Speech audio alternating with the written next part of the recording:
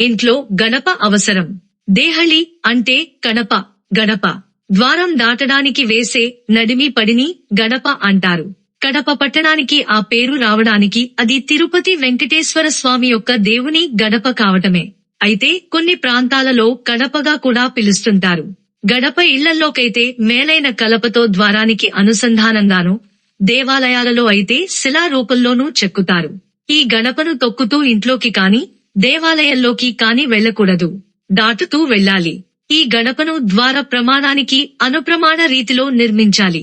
అలా కాకుండా నిర్మిస్తే అది దేహళీ భిన్న వేదగా ఇంట్లో నివసించే వారికి అనేక రకములైన ఇబ్బందులకు గురి చేస్తుంది. గడప నిర్మాణం వలన మరొక వాస్తు ప్రయోజనం, లౌకిక ప్రయోజనం కూడా ఉంది. ఏ గదికి ఆ గదికి గడప, లేకపోతే పడక గదికి, వంట గదికి, దేవుని గదికి తేడాయే ఉండదు. ఒక సామాన్యమైన ఉదాహరణ గమనించండి. ఒక భూస్వామికి 10 ఎకరాల పొలం ఉందనుకోండి. ఆ మొత్తం పొలానికి ఏకంగా నీరు పెడతాడా? పెట్టడు. మడికి మధ్య గట్టు ఏర్పరిచి మళ్ళుగా నీరు పెడతాడు. కారణం, మడి అంటే హద్దుగట్టు, అంటే హద్దును ఏర్పరిచే ఒక గడప. దేవుని పూజకు మడికట్టుకోవడమంటే కూడా అదే అర్థం. ఒక ప్రత్యేకమైన పనికి కట్టుబడి ఉండడం. అందుకే ఇంట్లో గడప అవసరం ఎంతైనా ఉంది. గడప వలన మరొక లౌకిక ప్రయోజనం కూడా ఉంది. పాములు, తేళ్లు వంటి పాకుడు క్రిమి కీటకాలు, సరీసృపాలు ఎప్పుడూ ఏదో ఒక ఆధారంగా ఓరగా పాకుతుంటాయి. అదే గడప ఉన్నట్టయితే ఇంట్లోకి రాకుండా బయటనుండే వెళ్లిపోతాయి.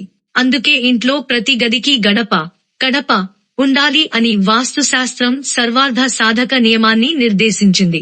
ఆ గడప ద్వార ప్రమాణానికి అనుగుణంగా ఉండాలి.